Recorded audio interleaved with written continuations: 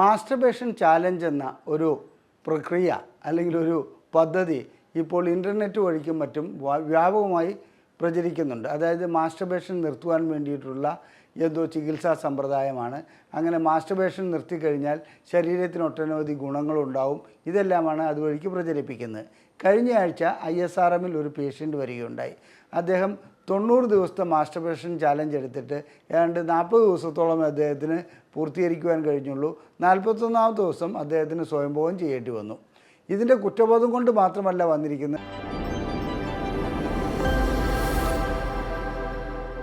Masturbation challenge എന്ന ഒരു പ്രക്രിയ അല്ലെങ്കിൽ ഒരു പദ്ധതി ഇപ്പോൾ ഇൻ്റർനെറ്റ് വഴിക്കും മറ്റും വ്യാപകമായി പ്രചരിക്കുന്നുണ്ട്. അതായത് മാസ്റ്റർബേഷൻ നിർത്തുവാൻ വേണ്ടിയിട്ടുള്ള എന്തോ ചികിത്സാ സമ്പ്രദായമാണ്. അങ്ങനെ മാസ്റ്റർബേഷൻ നിർത്തിക്കഴിഞ്ഞാൽ ശരീരത്തിന് ഒട്ടനവധി ഗുണങ്ങളുണ്ടാവും. ഇതെല്ലാമാണ് അതുവഴിക്ക് പ്രചരിപ്പിക്കുന്നത്. കഴിഞ്ഞ ആഴ്ച ISRMൽ ഒരു പേഷ്യൻ്റ് വരികയുണ്ടായി. അദ്ദേഹം 90 ദിവസത്തെ മാസ്റ്റർബേഷൻ ചാലഞ്ച് എടുത്തിട്ട് ഏതാണ്ട് 40 ദിവസത്തോളം അദ്ദേഹത്തിന് പൂർത്തീകരിക്കുവാൻ കഴിഞ്ഞുള്ളൂ. 41ാമത്തെ ദിവസം അദ്ദേഹത്തിന് സ്വയംഭോഗം ചെയ്യേണ്ടി വന്നു. ഇതിൻ്റെ കുറ്റബോധം കൊണ്ട് മാത്രമല്ല വന്നിരിക്കുന്നത്.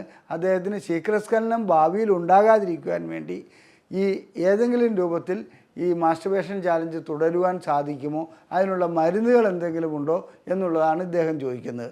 വാസ്തവത്തിൽ എന്താണ് സ്വയംഭോഗം? സ്വയംഭോഗം കൊണ്ട് ഈ ശരീരത്തിന് വല്ല ദോഷവും ഉണ്ടാകുന്നുണ്ടോ? ലൈംഗികമായി വല്ല തകരാറുകളും ഉണ്ടാകുന്നുണ്ടോ? എന്താണ് ഇതിൻ്റെ യഥാർത്ഥ പ്രശ്നം? നാം ധരിച്ചു വച്ചിരിക്കുന്നത് എന്താണ്? ഇത്തരം ധാരണകളെക്കുറിച്ചും തെറ്റിദ്ധാരണകളെക്കുറിച്ചും ഞാൻ ഇന്ന് നിങ്ങളോട് വിശദമായി ചർച്ച ചെയ്യാം.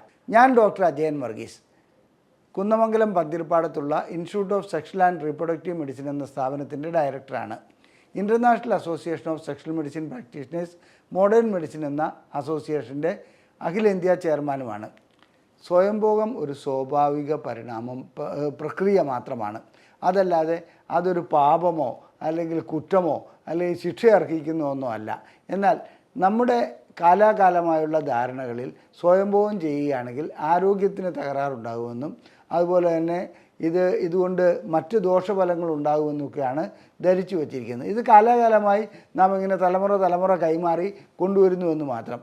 ഏറ്റവും പ്രധാനപ്പെട്ട കാര്യം, സ്വയംഭോഗം ചെയ്യുകയാണെങ്കിൽ ലൈംഗിക ശേഷി കുറയും, അതുപോലെ തന്നെ ശീഘ്രസ്ഖലനം ഉണ്ടാകും, ഒരു ഭാര്യയെ തൃപ്തിപ്പെടുത്താൻ കഴിയില്ല എന്നൊക്കെയുള്ള ധാരണകളാണ്.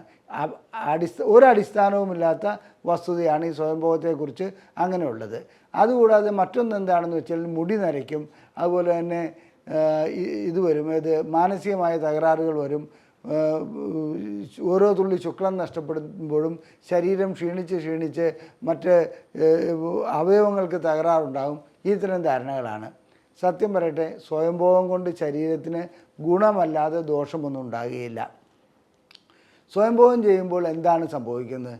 സാധാരണഗതിയിൽ ലൈംഗിക ബന്ധത്തിൽ ഏർപ്പെടുമ്പോഴുണ്ടാകുന്നത് പോലെ തന്നെ എൻഡോർഫിൻ എന്ന ഒരു കെമിക്കൽ ബ്രെയിനിൽ നിന്നും പുറപ്പെടുന്നുണ്ട്.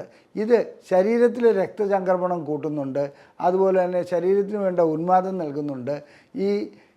ഇതുകൂടാതെ തന്നെ ശരീരത്തിൽ അസ്വസ്ഥതകളുണ്ടെങ്കിൽ അതിന് പരിഹരിക്കാൻ പറ്റുന്ന ഒരു എൻഡോജീനിയസ് ആയിട്ടുള്ള ഒരു മോർഫിൻ തന്നെയാണത്. ആ രീതിയിലുള്ള പ്രവർത്തനങ്ങളിലേക്ക് അത് വരുന്നുണ്ട്. മാത്രമല്ല പിരിമുറുക്കം, ഈ ലൈംഗികമായിട്ടുള്ള പിരിമുറുക്കം ഇല്ലാതാകുന്നു, മറ്റ് കാര്യങ്ങൾ ശ്രദ്ധ കേന്ദ്രീകരിക്കുവാൻ കഴിയുന്നു. എപ്പോഴും ഈ ലൈംഗികതയോടുള്ള അതായത് പ്രവണത ഇങ്ങനെ നിലനിൽക്കുകയാണ്. സ്വയംഭോഗം ചെയ്യുന്നില്ലെങ്കിൽ ആ രീതിയിലുള്ള ചിന്തകൾ മാത്രമേ വന്നുകൊണ്ടിരിക്കുകയുള്ളൂ. ബ്രെയിനൊരു റെസ്റ്റ് അവിടെ ലഭിക്കുന്നില്ല. സ്വയംഭോഗം ചെയ്യുന്നതുകൊണ്ട് ശരീരത്തിന് മറ്റു രീതിയിലുള്ള ദോഷങ്ങളുണ്ടാകും എന്നുള്ള ധാരണകൾ ഞാൻ പറഞ്ഞു കഴിഞ്ഞു. ഈ കൂട്ടത്തിൽപ്പെട്ട ഈ മാനസികമായിട്ടുള്ള തകരാറുണ്ടാകുകയല്ല, മാനസികമായിട്ടുള്ള ഉല്ലാസം, സന്തോഷം ലഭിക്കുകയാണ് ചെയ്യുന്നത്. പിന്നീട് സെക്ഷുവാലിറ്റി ഡെവലപ്പ് ചെയ്യുന്നതിന് സ്വയംഭോഗം നല്ലൊരു ഘടകമാണ്, അതായത് നല്ലൊരു പ്രവൃത്തിയാണ്. സ്വയംഭോഗം ചെയ്യുന്നതോട് ലൈംഗികമായിട്ടുള്ള വളർച്ച ഉണ്ടാകുന്നുണ്ട്. തലച്ചോറിൽ ലൈംഗികതയെക്കുറിച്ചുള്ള സെൻറ്ററുകൾ കുറച്ചുകൂടെ ആക്റ്റീവ് ആകുന്നുണ്ട്.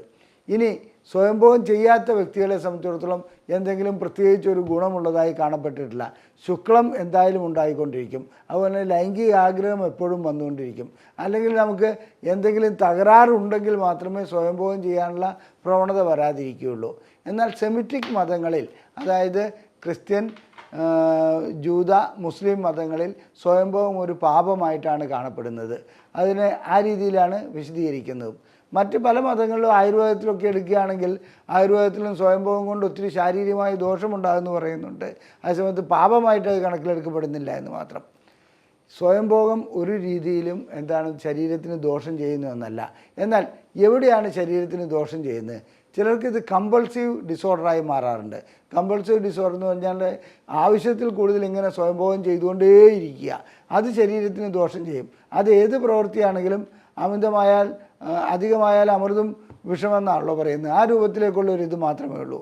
പിന്നീട് സ്വയംഭോഗം ചെയ്യുന്നത് ഏതെങ്കിലും ഉപകരണങ്ങൾ ഉപയോഗിച്ചാണെങ്കിൽ ആ ഉപകരണങ്ങൾ വേണ്ടത്ര ഇല്ലാത്തതാണെങ്കിലോ അതുപോലെ തന്നെ അത് ക്ഷതമേൽപ്പിക്കുന്നതാണെങ്കിൽ തീർച്ചയായിട്ടും സ്വയംഭോഗം ചെയ്യുകയാണെങ്കിൽ പ്രോബ്ലംസ് ഉണ്ടാകാറുണ്ട്, പ്രശ്നങ്ങൾ ഉണ്ടാകാറുണ്ട്.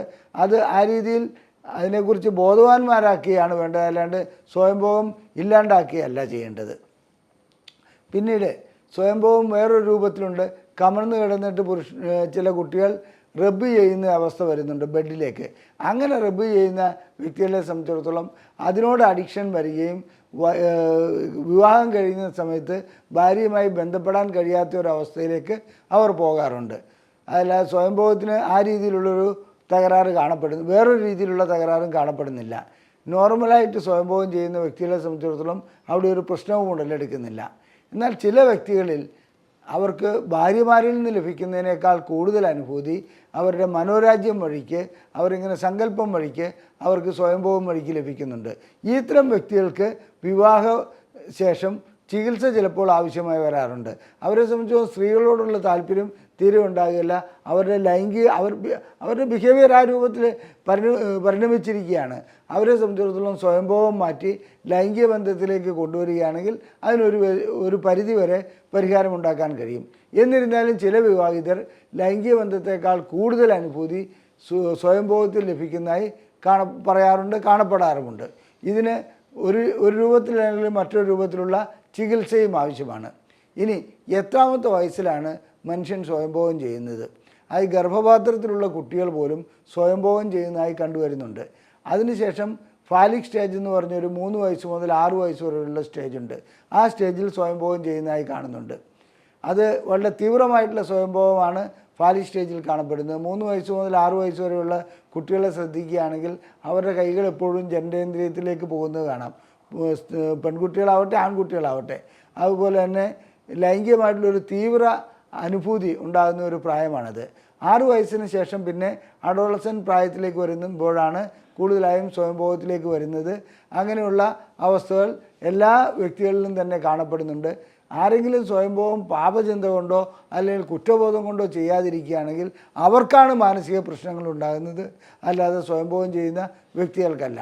ഇതിൻ്റെ അർത്ഥം എല്ലാവരും എപ്പോഴും സ്വയംഭോഗം ചെയ്തുകൊണ്ടിരിക്കണമെന്നല്ല. ലൈംഗികതയെ നിയന്ത്രിക്കാൻ കഴിയുന്നു എന്നുണ്ടെങ്കിൽ, അതിനെ കൺട്രോൾ ചെയ്യാൻ കഴിയുന്നു എന്നുണ്ടെങ്കിൽ സ്വയംഭോഗം ഇല്ലാതെ കഴിയുമോ എന്നുള്ളൊരു ചോദ്യമുണ്ട്. അത് കഴിയുന്ന കാര്യമല്ല. ലൈംഗികത അങ്ങനെ നിയന്ത്രിക്കാൻ പറ്റുന്ന ഒരു കാര്യമല്ല. പിന്നെ സ്വയംഭോഗം കൊണ്ട് ലഭിക്കുന്ന മറ്റൊരു ഗുണം എന്താണെന്ന് വെച്ചാൽ ഈ സെക്ഷൽ ക്രിമിനൽ ടെൻഡൻസി കുറേയധികം കുറയുന്നുണ്ട്. അതായത് റേപ്പ്, മറ്റ് ഒളിഞ്ഞു നോട്ടം, ഇങ്ങനെയൊക്കെയുള്ള കാര്യങ്ങളൊക്കെ ഒരു പരിധി വരെ സ്വയംഭോഗം ചെയ്യുന്നതുകൊണ്ട് നിയന്ത്രിക്കാൻ കഴിയുന്നുണ്ട്. ഇനി ഇത് പാപമാണെന്നുള്ള ഒരു ചിന്ത നമ്മളിൽ വന്നിരിക്കുന്നതിന് ഞാൻ നേരത്തെ സൂചിപ്പിച്ചു, കാലാകാലമായി നമ്മളിത് അടിഞ്ഞുകൂടിയിട്ടുണ്ട്. ആ അടിഞ്ഞുകൂടിയിരിക്കുന്നത് തലമുറ കൈമാറി ഇങ്ങനെ വരുന്നതുമാണ്. അങ്ങനെയുള്ളൊരു പാപചിന്തയുള്ളതുകൊണ്ട് ചില പുരോഹിതന്മാർ സ്വയംഭോഗത്തെക്കുറിച്ച് കടുത്ത പാപം ലഭിക്കും, അങ്ങനെ ആ ശിക്ഷ ലഭിക്കും, ഈ ശിക്ഷ ലഭിക്കും എന്നൊക്കെ പറയുന്നതോടുകൂടി ഭയചകിതരായി സ്വയംഭോഗം ചെയ്യുമ്പോൾ വീണ്ടും കുറ്റബോധം ഉണ്ടാകാറുണ്ട്. എൻ്റെ അനുഭവത്തിൽ ചില പുരോഹിതന്മാർ പോലും സ്വയംഭോഗം ചെയ്യുകയും അവരുടെ വിശ്വാസികളെ സ്വയംഭോഗം ചെയ്യരുതെന്ന് ഉത്ബോധിപ്പിക്കുകയും ചെയ്യുന്ന അവസ്ഥ കണ്ടുവരുന്നുണ്ട്. വാസ്തവത്തിൽ എന്താണ് ഇതിന് പരിഹാര മാർഗമെന്നുള്ളത് നമുക്ക് മതപരമായ കാര്യങ്ങളിൽ നമ്മൾ ഇടപെടുന്നത് ശരിയല്ല. അത് മതപരമായ വിശ്വാസം അങ്ങനെ പോകട്ടെ. പക്ഷേ സ്വാഭാവികമായിട്ടും നാം കണക്ക് എടുക്കുകയാണെങ്കിൽ എല്ലാ വ്യക്തികളും തന്നെ, അത് വിശ്വാസിയാവട്ടെ അവിശ്വാസിയാകട്ടെ, സ്വയംഭോഗം ചെയ്യുന്നതായി കാണാം. അതിൻ്റെ തെറ്റുകുറ്റങ്ങളെക്കുറിച്ച് ഇവിടെ ഞാൻ പറയുന്നില്ല. ശാരീരികമായി ഇതിന് ഗുണമേ ഉള്ളൂ, ലൈംഗികമായി ഇതിന് ഗുണമേ ഉള്ളൂ. അതല്ലാതെ അമിതമാകുന്നില്ലെങ്കിൽ, അതായത് ഒരു കമ്പൾസീവ് ഡിസോർഡർ ആകുന്നില്ലെങ്കിൽ സ്വയംഭോഗം നല്ലൊരു കാര്യമാണ്. പിന്നെ ഈ മാസ്റ്റർബേഷൻ ചാലഞ്ച്, ഈ ചാലഞ്ച് കൊണ്ട് എടുത്തു പറയത്തക്ക എന്ത് ഗുണമാണ് ലഭിക്കുന്നതെന്ന് എനിക്ക് മനസ്സിലാകുന്നില്ല. ഇങ്ങനെ ഇൻ്റർനെറ്റിൽ കാണുന്നു, ഓരോന്നും ഫോളോ ചെയ്യുന്നു.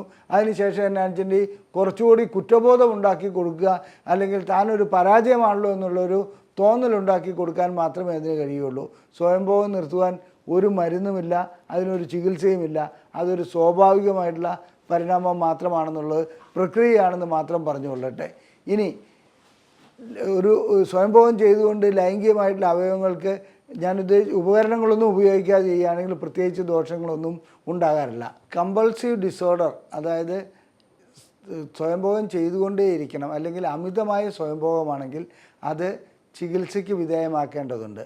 ആ ചികിത്സ കൗൺസിലിംഗ് വഴിക്ക് കഴിയുന്നതാണ്. അതുപോലെ തന്നെ അവരെ സംബന്ധിച്ചിടത്തോളം മരുന്നുകളില്ലാതെ തന്നെ ചില മെത്തേഡുകളുണ്ട്. അവരെ സംബന്ധിച്ചിടത്തോളം ഏത് സമയത്താണ് അവർ കൂടുതലായി ഇങ്ങനെ സ്വയംഭോഗം ചെയ്യേണ്ടി വരുന്നത്, അതായത് ഒറ്റയ്ക്കിരിക്കുന്ന ഒരവസ്ഥയിൽ കൂടുതലായി സ്വയംഭോഗം ചെയ്യും. മറ്റു കാര്യങ്ങളിൽ ഇടപെടാതിരിക്കുന്ന, അതായത് അത്തരം സാഹചര്യങ്ങൾ ഏതാണോ നാം സൃഷ്ടിക്കുന്നത് ആ സാഹചര്യങ്ങൾ ഒഴിവാക്കുകയാണെങ്കിൽ ഈ കമ്പൾഷൻ അതിൽ നിന്ന് മാറ്റിയെടുക്കാൻ കഴിയും.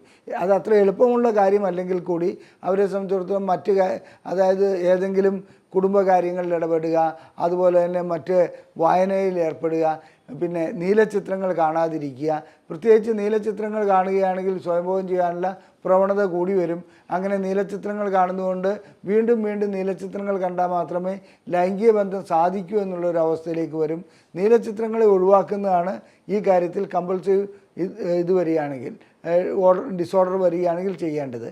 ഒരു കാര്യം കൂടിയുണ്ട്, നീലച്ചിത്രങ്ങൾ ഒരിക്കലും ലൈംഗികമായിട്ടുള്ള ശേഷി കൂട്ടുകയല്ല, ശേഷി ഇല്ലാതാക്കുകയാണ് ചെയ്യുന്നത്. ശേഷിക്കുറവിൻ്റെ ഒരു പ്രധാന കാരണം നീലച്ചിത്രങ്ങൾ തന്നെയാണ്. ഇനി സ്വയംഭോഗത്തെ സംബന്ധിച്ചിടത്തോളം ഒരിക്കൽ സ്വയംഭോഗം ചെയ്തു കഴിഞ്ഞാൽ അത് വീണ്ടും വീണ്ടും ചെയ്യണമെന്നുള്ള ആവൃത്തി വരുന്നുണ്ടെങ്കിൽ ഒരു പരിധി വരെ നമ്മെ സംബന്ധിച്ചിടത്തോളം എന്നാണെന്ന് വിവാഹപ്രായമായിട്ടുണ്ടെങ്കിൽ വിവാഹം കഴിക്കുന്നത് തന്നെയാണ് നല്ലത്. ചുരുക്കി പറഞ്ഞാൽ സ്വയംഭോഗം അത്ര എളുപ്പം നിയന്ത്രിക്കുവാൻ കഴിയുന്ന കാര്യമല്ലെങ്കിൽ കൂടി നമ്മൾ ചില രീതികളിലേക്ക് വരികയാണെങ്കിൽ, അതായത് കുറച്ച് ലേറ്റായിട്ട് ഉറങ്ങുന്ന അങ്ങനെ പ്രവണതകളുണ്ടെങ്കിൽ ഏതെങ്കിലും ജോലിയിൽ തൽപരരാകുക, അതുപോലെ തന്നെ മറ്റു രീതിയിലുള്ള ചിന്തകളിൽ നാം നിയന്ത്രണം ഏർപ്പെടുത്തുക, ഇങ്ങനെയൊക്കെ ചെയ്യുകയാണെങ്കിൽ സ്വയംഭോഗത്തിന് ഒരു പരിധിവരെ, അമിതമായ സ്വയംഭോഗത്തിന് ഒരു പരിധിവരെ നിയന്ത്രണം ഏർപ്പെടുത്തുവാൻ കഴിയും. നിങ്ങൾക്ക് സ്വയംഭോഗം നിർത്തണമെന്നുണ്ടെങ്കിൽ അതിനുള്ള മാർഗനിർദ്ദേശങ്ങൾ ഞങ്ങൾ നൽകുന്നതാണ്. ഞങ്ങൾ അതിനുള്ള ചികിത്സ നൽകുന്നുണ്ട്. എന്നാൽ ഈ സ്വയംഭോഗം നിർത്തുക എന്നുള്ള കാര്യത്തിന് നിങ്ങൾ ഏതെങ്കിലും അശാസ്ത്രീയമായ മെത്തേഡുകൾ പരീക്ഷിക്കുന്നത് ഒട്ടും നല്ലതല്ല. ചികിത്സ ആവശ്യമുണ്ടെങ്കിൽ നിങ്ങൾക്ക് ഇവിടെ കാണിച്ചിരിക്കുന്ന നമ്പറിൽ കോൺടാക്റ്റ് ചെയ്യാവുന്നതാണ്. അതുപോലെ തന്നെ ഞങ്ങളുടെ ബുക്ക്ലെറ്റുകൾ സൗജന്യമായി ലഭിക്കുവാൻ ISRM എന്ന് വാട്സപ്പ് ചെയ്ത് ഈ നമ്പറിൽ അയച്ചാൽ ഞങ്ങൾ നിങ്ങൾക്ക് ഞങ്ങളുടെ ബുക്ക്ലെറ്റുകൾ സൗജന്യമായി അയച്ചു നൽകുന്നതാണ്. ഞങ്ങളുടെ ഈ വീഡിയോ നിങ്ങൾക്ക് ഇഷ്ടപ്പെട്ടുവെങ്കിൽ അത് ഷെയർ ചെയ്യുക, നിങ്ങളുടെ അഭിപ്രായങ്ങൾ കമൻറ്റ് ബോക്സിൽ രേഖപ്പെടുത്തുക, ലൈക്ക് ചെയ്യുക. നന്ദി, നമസ്കാരം.